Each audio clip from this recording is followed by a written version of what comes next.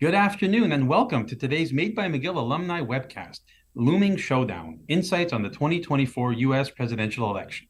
My name is Derek Kassoff, Managing Director of Communications at McGill's Office of University Advancement, and it's Tuesday, November 14th, 2023. In just under a year from now, American voters will go to the polls to choose their next president in what is shaping up as a likely rematch of the 2020 election, with former President Donald Trump aiming to wrest power away from current President Joe Biden, who will be running for a second term. Has President Biden done enough during his first term in office to convince voters that he deserves a second mandate? How has Donald Trump managed to maintain an iron grip on the Republican Party despite mounting legal woes and an electorate that seems to have soured on his message? And what is at stake for America and the world as war rages on in Ukraine and the Middle East? Joining me today to discuss these important questions and maybe offer up a few predictions of their own are two McGill professors with a depth of experience in American politics and history. Let me introduce them. We have Jason Opal, who is Associate Dean of Graduate Studies in McGill's Faculty of Arts, a professor in the Department of History and Classical Studies, and a frequent contributor to many leading publications, including the Washington Post and the LA Times. And David Shribman is a lecturer at McGill's Max Bell School of Public Policy. Prior to moving into academia, he enjoyed a long career covering national politics as a reporter and columnist in the United States, winning the 1995 Pulitzer Prize for beat reporting while at the Boston Globe. He also spent 16 years as executive editor of the Pittsburgh Post-Gazette, where he won a second Pulitzer Prize. Thank you, Professors Opal and Shribman, for joining me today. Before we get started, just a note that if you're watching us live and you have a question for our panelists, you can email us at aoc@mcgill.ca, and I'll do my best to address them to our guests. So let's get started. Professor Opal, maybe I'll put the first question to you. Sure. Before we jump into the details of the 2024 presidential race itself, I wonder if you could shed some light on the mood in the United States right now. If opinion polls are accurate, it seems as if a strong majority of Americans are disgusted with the state of politics and the level of divisiveness in their country. In fact, it seems to be the only thing most Americans can agree on. So, how did we get here? It's an excellent and large question to which I'll just offer two possible, solutions or thoughts. The first is, the short term and one is long term. And the short term, the mood in America, if we can put it that way, is relatively bad and even kind of grim because of the long effects of COVID, because of the persistent high prices. You have to remember that in the United States, more than in Canada, more things are for sale, more things are to be purchased, like healthcare and other important items, as well as consumer goods. And so it really has an effect on the mood of the nation. That's on one side of things. In the short term, there's also the violence in Ukraine and the Middle East, which is giving this sort of a grim and tense mood in the United States. The longer period explanation for the extreme divisiveness and bitterness and mutual recrimination in the United States has to do with, I'll offer this up, and David might well not agree, but I think that the United States national image, its national self-concept, is no longer functioning. There isn't a cohesive enough national self-concept to enable the United States right now to act like a democratic society.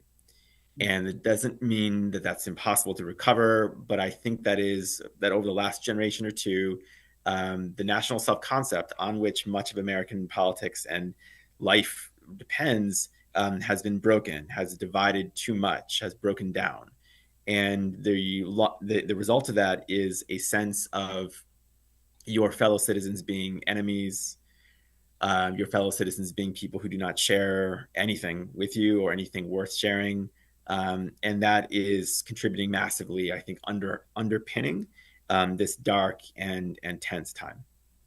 Wow, interesting. I'd love to get your thoughts on that, Professor Shribman, around this sort of moment of divisiveness. And I know you've also got a sort of a background in history. Maybe you can help, rank this for us. Like, is this new for America to be in this period, or is this something that occurs in the long history of the Republic from time to time? Well, it does occur from time to time, but at different velocities and at different amplitudes. The country surely was divided almost by definition from 1861 to 1865 during the Civil War, that was a substantial division because the country actually did divide into two. Actually, three, if you consider the border states. Professor Opal, I hope will give me at least an A- on that analysis. During the Vietnam period, the country was divided, and during, of course, the Civil Rights Movement. The divisions that have been traditionally part of the country have widened: rich versus poor, educated versus not so educated, black versus white. All of the East Coast, East and West Coast versus the middle. You can kind of think of Montreal and Vancouver versus, say, Winnipeg, or more likely Calgary. So those kinds of divisions have existed for a long time. They're just sharper now, more emotional, and even more divided than they were before. And then when you have coming onto the scene somebody who has an intuitive sense of how to exploit those differences and to express the views of one half of basically a little more than a third of the country, then you have exacerbation that hadn't happened, that might not have happened otherwise. You know that I'm talking, of course, about former President Trump. Okay, thanks for that analysis for the two of you. I think maybe we'll just stick with Montreal versus Winnipeg, at least for this week, and then we can revisit after the Grey Cup this weekend. Or Montreal versus Calgary this evening. Okay, there you go, another sports analogy. So let's talk politics a little bit, if that's all right, since I think that's the reason we're here today. Let's start with Donald Trump, who seems to be the presumptive Republican nominee, seems far ahead in the polls among Republican primary voters, at least. So, Professor Opal, how do you explain Donald Trump's continued popularity among his base of supporters and more broadly across the Republican Party, in spite of the party's dismal results in last year's midterm elections, when voters turned against so many of the candidates that he himself was supporting? Has his political endurance surprised you at all? Yes. On the afternoon of the day of January 20th, 2020, that morning, Donald Trump sort of slunk away from DC. There was considerable recrimination of him broadly. I thought that he might be kind of on the way out, but that quickly turned around. About 2 weeks after that, Kevin McCarthy went down to Mar-a-Lago and kind of signaled his realliance with Donald Trump. So his political reliability or resilience has indeed surprised me. How to explain it? I'll do my best in this way.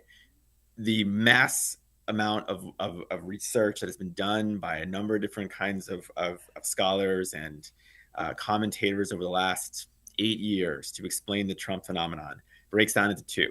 One of them says that there's a class economic basis to this. This is a kind of economic anxious, a response from economically anxious Americans. And that explains the rise of the so-called blue-collar billionaire Donald Trump.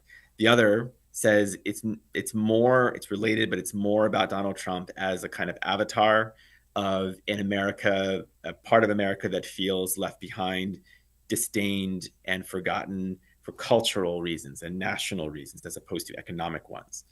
And the plurality of the evidence to me strongly suggests the latter, that it's not fundamentally about economic anxiety. There's lots of evidence to counteract that about Mr. Trump supporters. It's rather about Donald Trump as a cultural figure who rejects all the parts of America that have changed over the last generation or two. And he's, as David Sherman has eloquently pointed out, Mr. Trump, unlike, I would say, any other president in American history, all of the other ones, directly speaks to the divisions. He does not attempt, as every other president has with various degrees of success, to speak to the commonalities or union between the United States of Americans. Donald Trump goes directly to the divisions, and because he's the avatar for between a third and a half of Americans, he is the one who is able to command the quite extreme loyalty of Republican voters, county level officials, and to an increasing extent national level figures. So it almost feels like his MO is, I know many of you will not vote for me. As long as that number doesn't exceed 49%, I'm good. I'll get elected. he has a high floor and a low ceiling. He does not care about expanding his base. Doesn't matter. He's going with what he's got, and being very frank about his intentions. Mm-hmm. Professor Shriman, I think you wanted to jump in there. I go a little further from Professor Opal's view to say that though it may seem on the surface that his profile is inauthentic, billionaire with gold-plated toilet seat, talking about the poor. But I think he feels the alienation intuitively that his supporters feel. Just take a look at him as his profile. He's a wealthy person with a Ivy League degree, and he would expect the approbation and comfort and friendship of New York's elite to be comfortable and be invited to the Upper West Side for salons, to be celebrated as a brilliant guy, to be embraced by the elites. But the elites find him vulgar.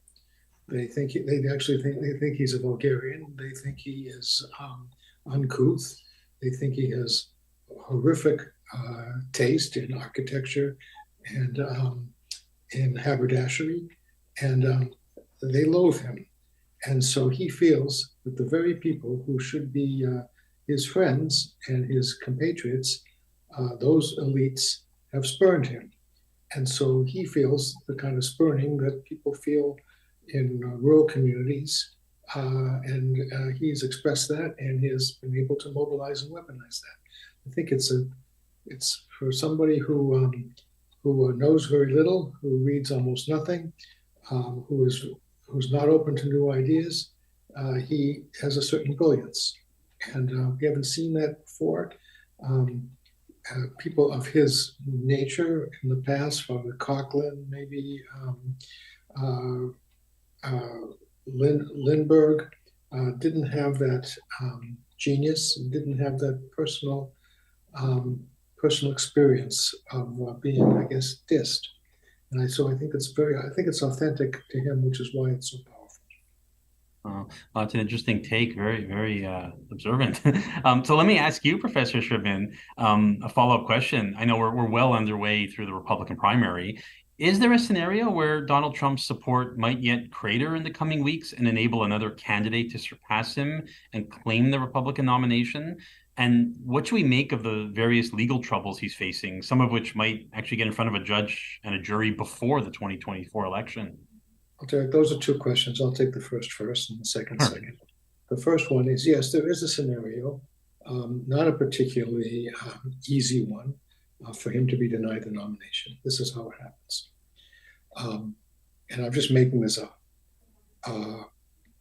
He goes to Iowa, which is on the 15th of January, does pretty well. And DeSantis and Nikki Haley do a little bit better than expected. Then 8 days later, they're in New Hampshire for the New Hampshire primary. And 5 or 6 days before the New Hampshire primary, Governor Sununu of New Hampshire, Republican, very powerful, very public, very, very popular, and Chris Christie get together and they endorse Nikki Haley for president. And Christie throws all of his support to Nikki Haley. She then emerges, comes within, say, 8 or 9 points of the president, and we have a repeat of the 1972 Democratic New Hampshire primary, where Ed Muskie won the Democratic primary, but he did not exceed expectations. In fact, he fell short, and so all of a sudden, Donald Trump looks and feels vulnerable. Meanwhile, in the Shribman scenario, I'm just making this up, not advocating it, there becomes a deal between DeSantis and Haley. They agree that they will go forward, say 1 or 2 more weeks, and then they will combine as a ticket to oppose Trump with the person who does better in the next, say, 2 weeks, being at the top of the ticket, and the other one as the vice president. And then they go one-on-one with Donald Trump on Super Tuesday, and they beat him. Wow. Very specific scenario, but certainly one that we should look out for. Yeah. But I do want to address the Well, you legal. read, you saw it here first if it happens, okay? And There if it you doesn't go. happen, given the age of the people who attend these kind of things, we'll all probably have forgotten anyhow. So let me just, if you can just maybe speak to the legal issues as well, because I guess that's the part that many people find so perplexing. You would think that of all the sort of challenges facing Donald Trump, the fact that he's facing so many legal battles, both at the state and federal level on so many different fronts, would be sort of the torpedo that would sink the ship, but it doesn't appear to be the case. Actually, it may be a life raft rather than a torpedo because it allows him to extend the thing we've been talking about, his sense of grievance, his sense of being oppressed by the elites. And every time he's indicted, he seems to do a little bit better. It goes against all of the ordinary physics of politics, but nonetheless, so does Donald Trump himself. And so he'd kind of prefer to be indicted another couple of times too. He gets a mugshot and he makes money off it. I mean, it's an amazing phenomenon, but it is irrepressible. And so I think unless he is convicted, and he's unlikely to be convicted before the primaries are over or indeed the election, then those become assets to him because he's running around and he's saying, and those of you who go to church will recognize this phrase. I'm being indicted for you. Now, you can look in the book of Matthew and you can see phrases that are parallel to that. He has a messianic sense about himself. He is doing this for you. It is, it is like it's like I'm dying for your sins. Yeah, And like a so he martyr. has an amazing ability to be able to do that for a man who has no apparent interest in feeling for religion. So I do have to ask if Donald Trump were convicted of any of the crimes that he's currently facing, and perhaps even be sentenced to prison before the election, can he still run for office and serve as president? And are there any precedents for this at any level of government in the United States? Well, he can't run a Boy Scout troop. He probably can't be in a bowling league, but he can be president. There's no reason that he can't be president. There's nothing in the Constitution that prohibits it. And we have, excuse me, had examples in American history where people in jail have been elected to office, and the five syllables. James Michael Carley, who was the mayor of Boston and a congressman from Boston, who served from prison, elected and served from prison. We've had people run for office from prison, Eugene V. Debs. It's not a particularly good thing, but if he is in prison and he is elected, I do wonder how he would have for example, a state dinner. He can only have two visitors at a time. They'll slide the meal underneath into the little slot there. I'm just playing around with the emotion of this, of course, but we do have a situation where we could be electing and having a president serve from prison. I think that's extremely unlikely, though. I must say, Derek, I think it's extremely unlikely. Right. Okay. I just figured I had to ask anyway. So, Oh, sure. for those who are watching, again, just a reminder, if you have any questions for either of our professors, you can email us at aoc@mcgill.ca. So let's turn our attention to the other major character in this story, and that would be current President Joe Biden. So from what I understand, sort of watching, observing American politics and history, it feels that it's quite normal that an incumbent president seeking a second term would usually coast through the early part of the race and be in a fairly strong position to wage his reelection campaign. And yet, in some ways, this doesn't seem to be the case this time around with President Biden. Professor Opal, I'm wondering, first of all, is there any possibility of a challenger emerging to replace Joe Biden as the Democratic nominee at this point, or is that window of opportunity passed us by? It's unlikely, I would say even very unlikely at this point, that another challenger from the Democratic ranks could emerge. There are a few possibilities. Once again, one is struck by the lack of kind of constitutional guidance in these questions, because the Constitution did not foresee or anticipate political parties. The term at the time for a political party was a faction, which was closer to a conspiracy than it was to a legitimate political exercise. So it's just a matter of the party rules and a few other electoral rules. So, for example, as David has mentioned, there's the primary schedule, which begins early next year. There are points at which the various states actually have to register or authorize the names of the candidates to appear on the ballots.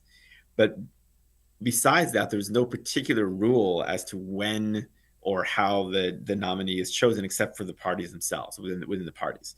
Now, as for Mr. Biden himself and the likelihood of another contender emerging, I think that the window of opportunity is very, very narrow.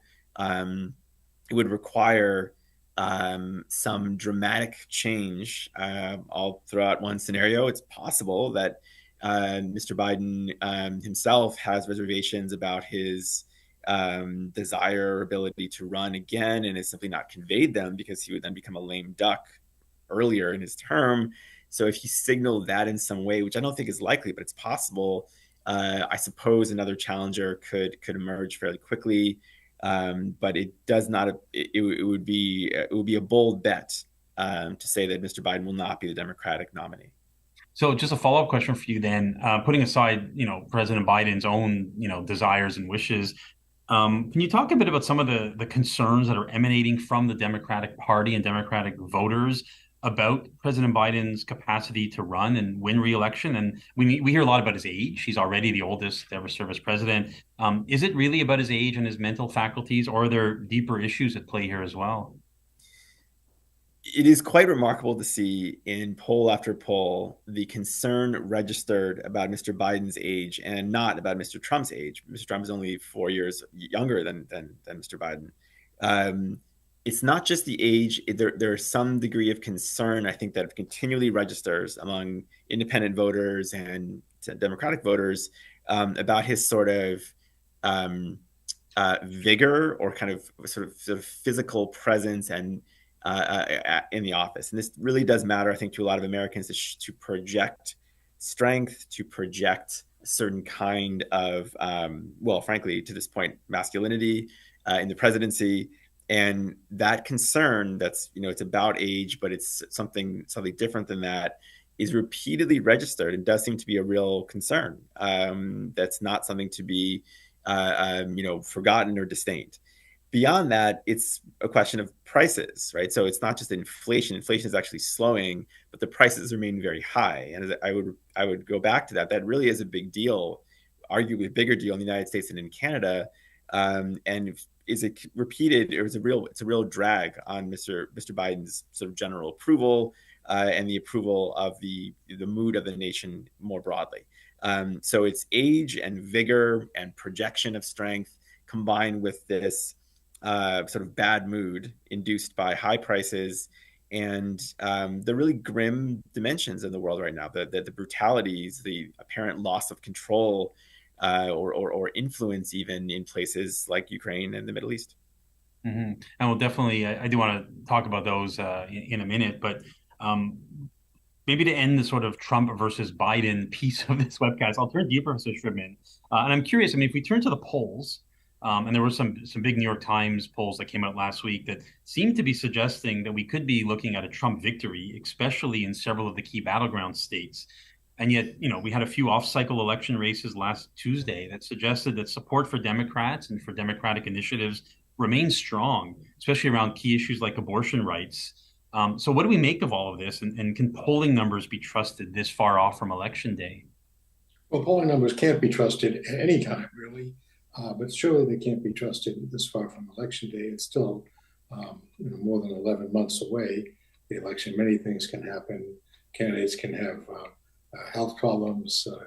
People can drop in, drop out, whatever, all these kind of things.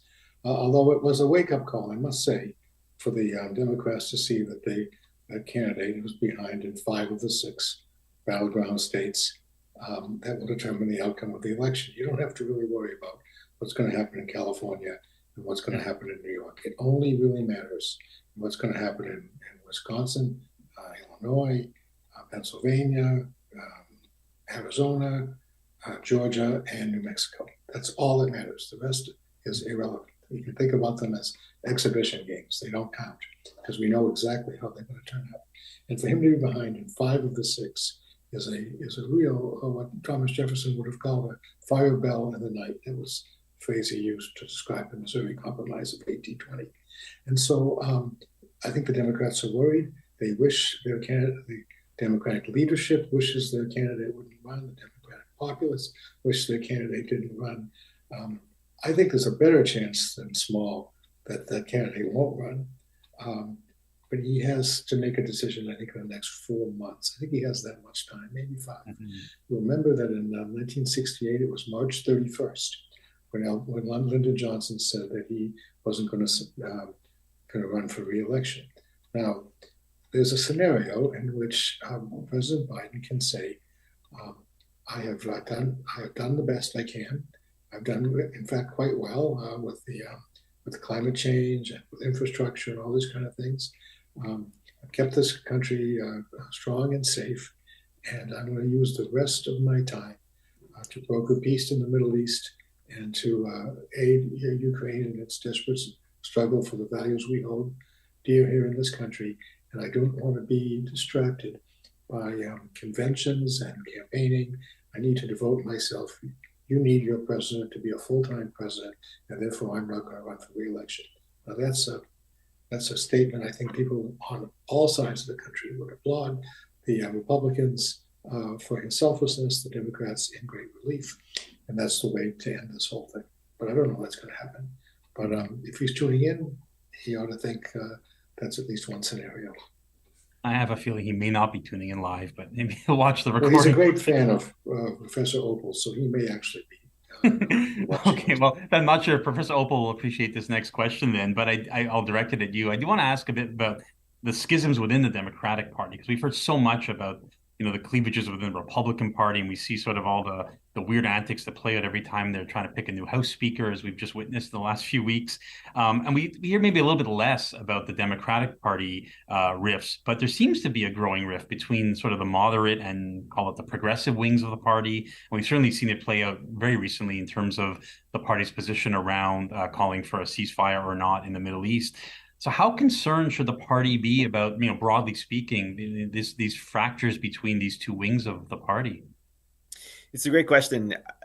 For a long time, I had this line, for what it was worth, that the Democratic Party often reminded me more like a parliament with, lots of different kinds of groups, whereas the Republican Party used to be much more ideologically unified, and until quite recently, and arguably still.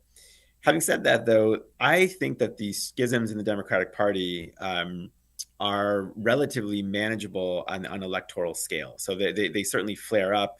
There's definitely a generational as well as kind of political ideology, progressive or even radical versus moderate or mainstream Democratic voter division, which is definitely an evidence related to the Middle East. But I find them to be relatively containable. The Democratic Party, the Democratic caucus in Congress, both in the Senate and in the House, is far better behaved and much more docile and much more runs according to its rules than their Republican counterparts. And they tend to keep their divisions at home or under wraps, especially when elections come around. And just to follow up on David's points, these polls are one thing. What counts more, and that's more about, if you're trying to sort of forecast things, are what have been the election results since 2020, the midterms in 2022, and the more recent off-cycle elections regarding a number of different issues, especially related to abortion. They're fairly positive for Democrats, even very positive. And that reflects a degree of operational, functional unity that belies or manages its divisions. Mm-hmm. So, Professor Sherman, let me ask this next question to you. Given all the schisms we're seeing in both parties, and again, the Republican Party, the Democrats we talked about, has America reached the point where a two-party system may not offer enough choice to voters? Does the country need a three-party or maybe even like a four-party system? Well, it doesn't need one this year, because the choice this year is pretty clear. Those who are talking about a third party generally use this idea that these two guys are two old duffers, too old, too divisive to be president again. The two-party system is the worst system on earth, except for every other, I think, certainly in the United States. The third parties in the United States have traditionally not done very well. Ross Perot did pretty well, very well actually, in 1992, got about 18 or 20%, I forget exactly what, but he got no electoral votes. No third-party candidate has gotten electoral votes since 1968, when George Wallace was a segregationist and a racist, won 6 states, 5 of them in his native South. Eugene V. Debs in 1912, and Robert La Follette in 1924, and separate candidates, and we had 4 candidates for president in 1948. But generally speaking, I think Republicans and Democrats are quite enough. We don't want a one-party system like China. I don't want a 3-party or 4-party system like Canada. I think 2 is Goldilocks, not too hot and not too cold. All right. So just a reminder again, if you have any questions for our panelists, you can send them to us by email at aoc@mcgill.ca. We're starting to get a few questions.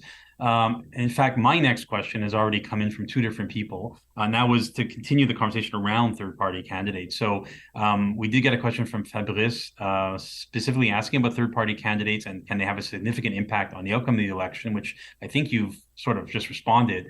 Well, no, that's a different question. Yeah. Influence on the outcome or winning are 2 different things. So before you answer that, let me just get to the next question. That's from Joyce Potter. So she's asking specifically, what impact will Robert Kennedy have on the end result? And I had sort of jotted down a similar question, wondering, Robert F. Kennedy Jr., he of, Kennedy and anti-vax fame, I guess. Can he wind up playing a spoiler role in this election? And Joyce Potter is asking, if he does take votes away from the candidates, which will it be, Trump or Biden? Well, I'll start, and then Jason can correct me. Robert Kennedy polled 24% in the New York Times poll 2 Sundays ago. But I'm not sure that sticks. John Anderson in 1980 looked like a formidable third-party candidate in the Reagan-Carter race, and he fizzled and folded pretty much at the end. But let's remember the year 2000. A lot of people who might have ordinarily would have voted for the Democrat in New Hampshire voted for Ralph Nader. Had they not done so, Al Gore would have been president.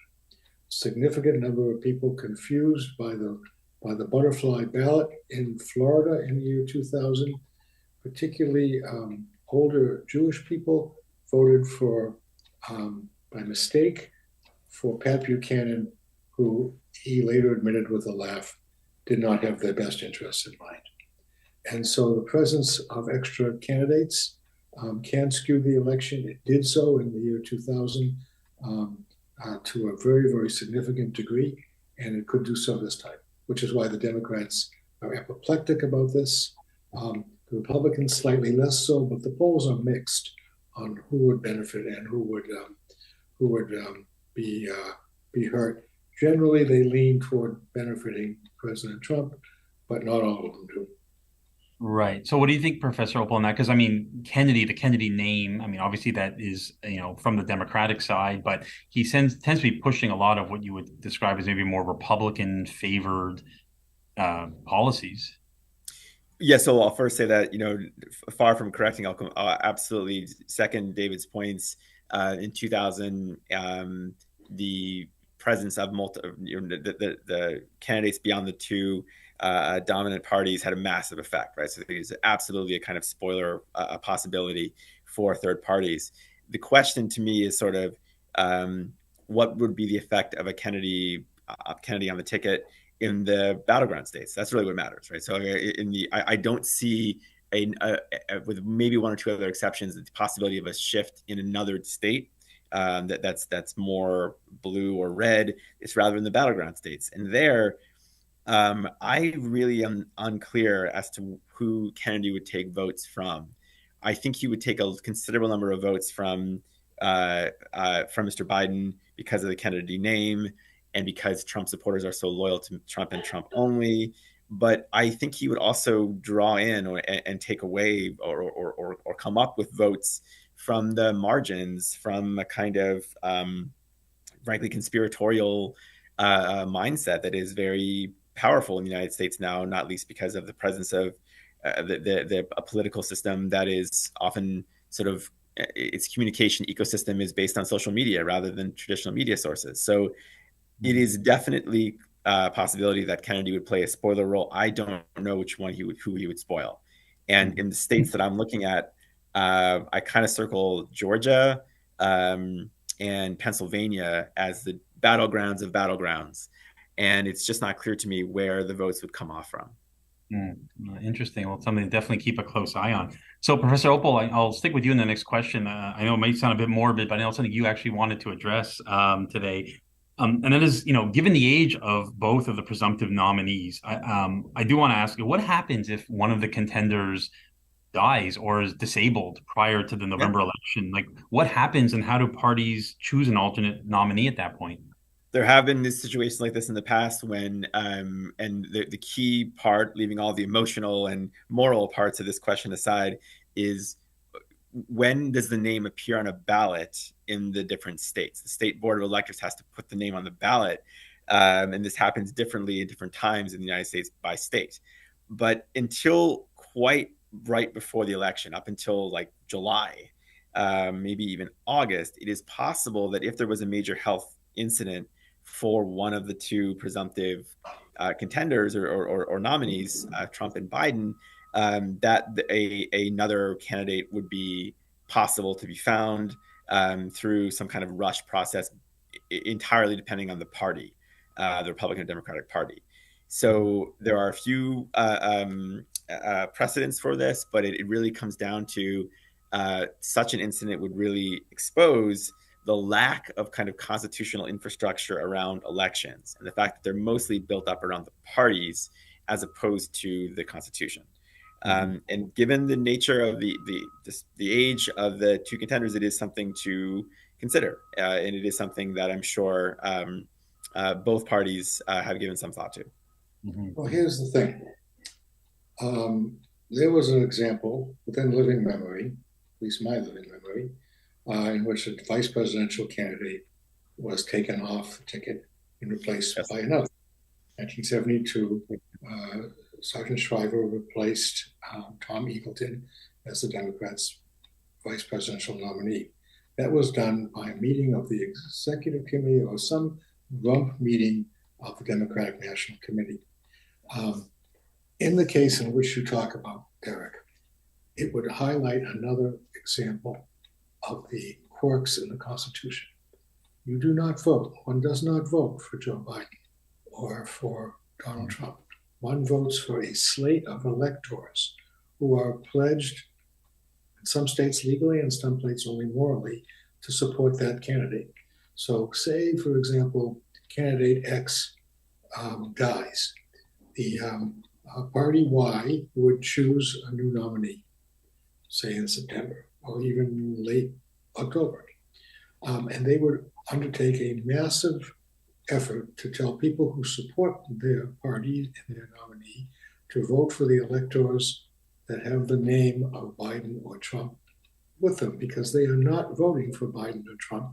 They are voting for electors who themselves will vote for Biden or Trump on the 4th of, or as we know, on the 4th of December and then later on the 5th, on the 4th of January, or some date near that, depending on the calendar.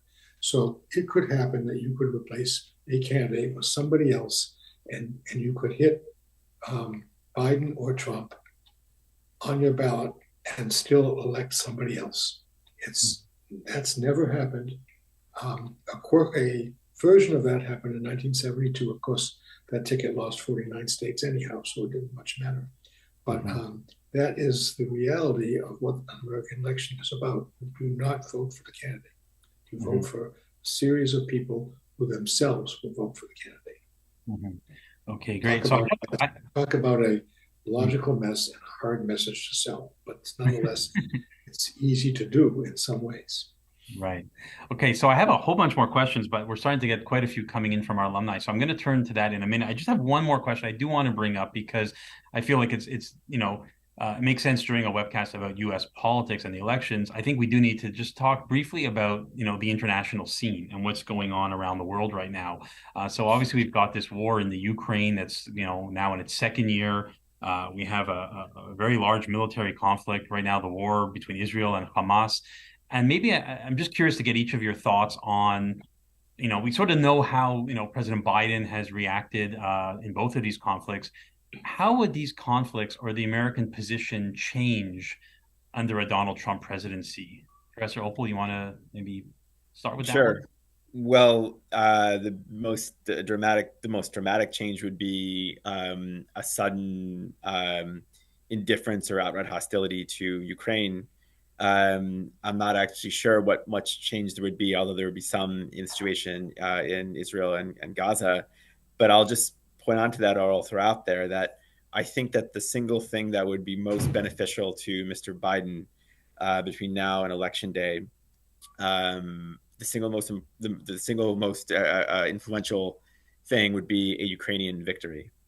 If there was a breakthrough in the Ukrainian Eastern Front, and there was a peace made that was clearly on the side of Ukraine, which is overwhelmingly enabled by Western, but especially American weaponry and support, that would be a massive change to the political spectrum or to the political calculus.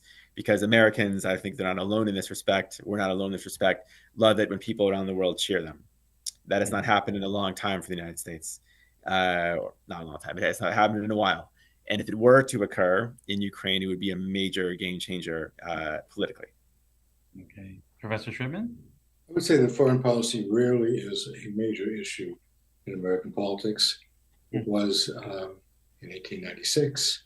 It was again in 1848, 1916, 1968, and that's about it.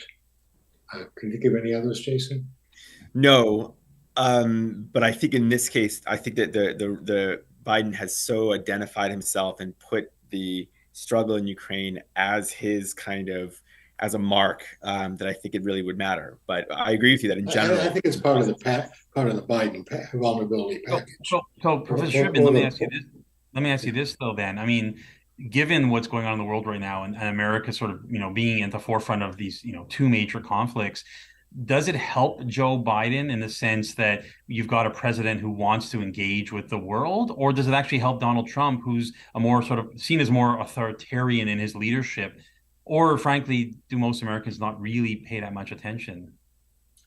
I think generally there are only about 11 people in the entire country who are undecided about whether they want Biden or Trump as president. And I'm not sure any of these things affect the calculus that substantially.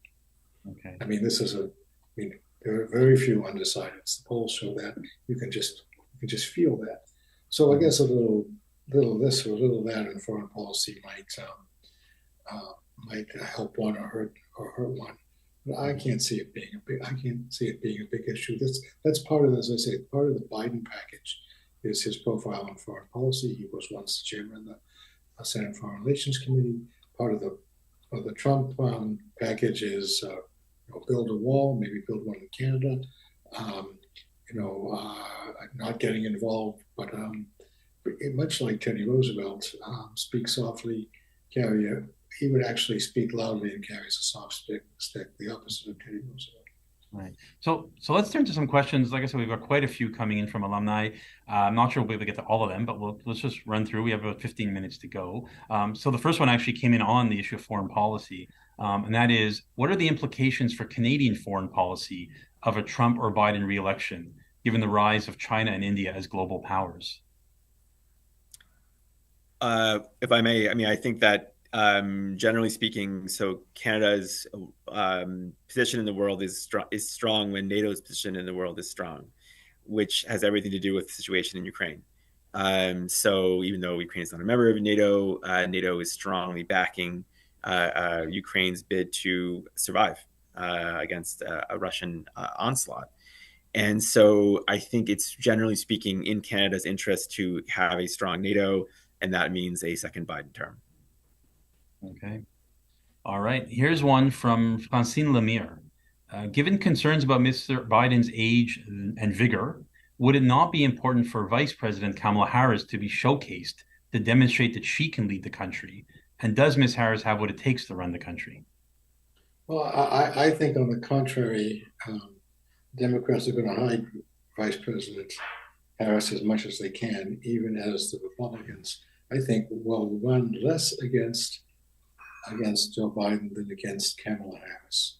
They will be saying, by running against Kamala Harris, I mean, there'll be a fusillade of questions about her ability, her profile, her identity, etc.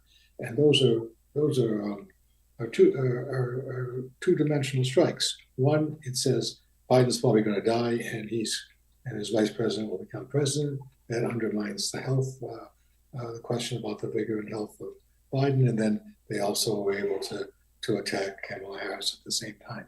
So I think there's going to be a campaign that's less really about Joe Biden than ordinarily, and more about Kamala Harris. And so I think you're going to see a lot about Kamala Harris, to the distress of the Democrats and to the glee of the Republicans.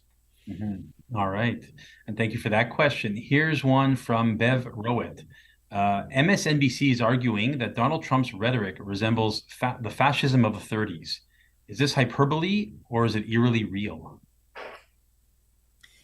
I would say that, especially in recent weeks, there's simply no denying the, not just similarity, but direct parallel or direct echo of some fascist language from the 1920s and 30s in Mr. Trump's rhetoric, including but not limited to, prepared speeches followed by or preceded by or both social media posts by Mr. Trump describing political opponents as vermin, describing immigrants as polluting the direct quote, polluting the blood of the nation. This is not, it's not hyperbole. It's fact checking to show the direct lineage or echo of those themes. Are they exclusively fascist? One can find language like that in other political contexts, but it's very hard to miss the close parallels and indeed echoes between Mr. Trump's recent pronouncements and those of various fascist leaders in Europe in the 20s and 30s. Okay. All right. Professor Schrittman will send the next one to you. This one comes to us from Frederick Sheffer.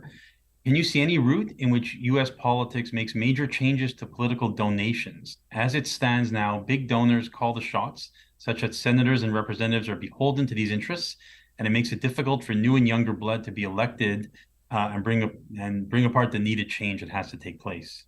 No, I see no possibility for any change, and here's the reason. The people who have the power to make the change were themselves the beneficiary of the current system. So being the beneficiaries of the system, they have no personal interest or personal reason to change it. So I think, plus the notion that so-called reforms in American financing of American politics have sometimes flopped and actually made things worse. So I think we're stuck with what we've got. Right. Maybe not to say I like it, but maybe not the answer our viewer wanted, but definitely honest. Professor Opal, I'll send this next one to you from Tom Parrott. What do you make of the difference between the objective strength of the U.S. economy and the sentiment among Americans that the economy is doing poorly? Were Republicans simply able to define President Biden as the inflation president, in quotes, early in his term, or is something else going on? It's a great question. So there is this really fascinating phenomenon in which the rate of inflation, which was very high, is slowing, but the prices are very high still, right? So prices are downwardly inflexible and so are downwardly rigid. And so that is a real problem for Americans who, again, have to purchase more things on various markets than Canadians do. And that includes things like healthcare. It includes things, a much different kind of calculus in terms of education. So it's very important to note the prices, the price index, and America's sense of how they are doing. You should also be noting that Americans generally, historically, and at the present day, have higher rates of personal indebtedness than Canadians do, although that is changing to some extent, and spend more of the money that they have. And therefore, the price index is really, really crucial and goes far to explaining this strange phenomenon. Having said that, have the Republicans successfully framed the issue in terms of the economy? I'm not so sure about that. You do find a new kind of left of center economic language becoming potent in the United States, or really in some ways pushing Mr. Biden, a lifelong centrist, a bit more to the left. You see recent victories by various unions, for example, or near victories, which has not happened in a long time. And so there's the who can kind of claim the mantle of the economy is working okay for you is still a bit of an open question. Even as David points out, there are very few undecided voters. But the key then is who then is actually going to vote, who's actually most mobilized to vote, especially in those battleground states. And there's still some open room as to who kind of comes away with the victorious economic argument. Okay, great. Thanks. So, Professor Stribman, we'll go back to you. These next two questions are similar. They're about VP Harris again. The first one is from Michelle. If Joe Biden maintains his candidacy, does it mean that he maintains the same vice president? And then I can briefly say yes. Go ahead. Yes. Okay. So the second question is from Morgan Panteri. I guess similar. Recently, many people inside the Democratic Party have called for Joe Biden to drop Kamala Harris as VP for 2024 and pick someone else that would make him more appealing or electable for an independent voter. So how likely is that to happen? And, would it be a winning strategy? Maybe that's... Well, I think it's so unlikely as to be infinitesimally possible. How would you like, as a Democratic candidate, president, to drop a minority female from your ticket when minorities and females are the core of your party's support? Period. Okay. So I don't think there's any chance that will happen. I mean, it's small chance, but I don't. Although I guess we're pretty confident that Mike Pence won't be back on the ticket, right? Well, at least not on the Democratic ticket. No. Right. No. So I'm glad you brought up the last part. We did get a question from Todd Lawson. He says, racism. So far, no one has mentioned this factor. Is it relevant to the discussion? Race or racism? What was Racism. Go ahead, Jason. I'm certainly, I think so. So in the sense that Mr. Trump speaks directly to white grievances or a sense of grievance against a whole range of efforts, half-hearted and otherwise, to ameliorate racial divisions in the United States, that he speaks directly to those frustrations or grievances by white voters is just undeniable. And in terms of the Democratic Party, there is certainly a division between, I hear there really is a division among Democrats between moderate and centrist Democrats who have lots of faith in the United States and its constitutional model to become a more perfect union and to incorporate new people and to look past its founding as a white settler state with in which slavery was a major part, in many ways the major part of the economy. And those who say that that's not the case, that the United States is inherently and persistently and almost by definition racist. So racism and the question about how to cope with it or to name it or how racism still dominates the United States or does not is at the core of the debates about who should represent the United States. Mm-hmm. Okay, great. So we'll try to get a couple more questions in. This is a really good question from Michael Conway. So if you agree that the U.S. electorate has mainly bifurcated between, he says, extreme right and extreme left, let's call it right and left, who will respectively vote for Republican and Democrat no matter what percentage of moderate voters remain in the middle to decide the election? And in this case, what factors would determine who takes that swing vote? Well, Jason's quite right in saying that this is what I would call a turnout election rather than an ideological election. The ideological lines are well drawn. It's the question of who can get their people to the polls. And so independents are a huge factor. They are actually a larger factor, according to some polls, a larger factor than Republicans and Democrats. So that's where that's the sweet spot of customarily every candidate. Now we have two candidates now, one of whom is not going to appeal to the middle, and one of whom will do so mostly through his legacy rather than his current record. And so, particularly, independents are very important, but they're particularly important, I might say, in New Hampshire, which on the 23rd of January holds its primary, the first primary in the country, because it almost alone among states allows independents to choose whether they will vote in a Republican or a Democratic primary. Well, there is no Democratic primary of any importance or of any legal standing in the Democratic Party, so the Republicans have a choice to vote in the Republican in the Republican primary. Those who loathe Trump, who want to deny him the nomination, could very well, in large numbers, vote for DeSantis or Haley. So that's the thing to watch. I'm glad you brought this up.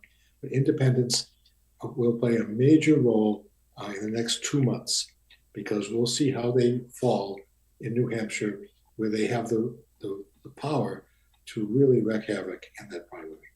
Mm-hmm. All right. So we have time, I guess, for just one more question. We're still getting them coming in, but maybe I'll throw this one out. It's kind of a very broad question. It can maybe each you can answer in 30 seconds. It's from François Labonté. Has the U.S. lost its moral compass? I don't. Okay, so I guess I'll it's a great question. I'll play the optimist. I don't think so. I think that the United States retains some bearings that are from its revolutionary history, that it's from its commitment, however imperfect and however failing in many times, to the rule of law and to equality before the law. These are not just words; people really believe in them, and they do form the basis of a kind of moral compass. And I don't think that is gone, or will be gone. And I say that both as a student of history, and as an American myself. Mm-hmm. I would say, from your lips, Jason, to God's ears. All right. So listen, we have more questions that have come in. We're running out of time, so we can't get to all of them. But thank you to everybody who tuned in today and who sent in questions. I guess I'll just end with one question of my own. Well, I have a couple, but maybe just to end, other than predictions, I'm just curious, for those of us who will be watching the race closely in the next few months, what are some of the key things or key elements that we ought to be looking out for? I think I know your answer, Professor Shriman, probably starts with New Hampshire, but I think that's right. I think that's the first thing to watch. Okay. And Professor Opal, anything that you're looking for in particular? I think keep an eye on the independents, see how they move. If there's anything to Nikki Haley's, kind of surge, if that's actually a real thing, although I kind of might have my doubts. And I will put in one more point: keep an eye on what happens in Ukraine. I think there's something really about that that might actually be a factor in this election. Okay, great. So I guess my last question would be, if you want to go on there publicly and make a prediction of who's going to win the election, put your hand up. And that's go ahead. Thought David would too. I think the most likely scenario is that Biden ekes out a victory. And I think something will happen that we haven't thought of. Oh. Very, very dramatic indeed. All right. So listen, that about wraps up the time we have today. Before we bring the webcast to a close, I'd like to remind you that this video will be available at this very same link soon after recording ends. So feel free to share it with others who may not have been able to tune in live.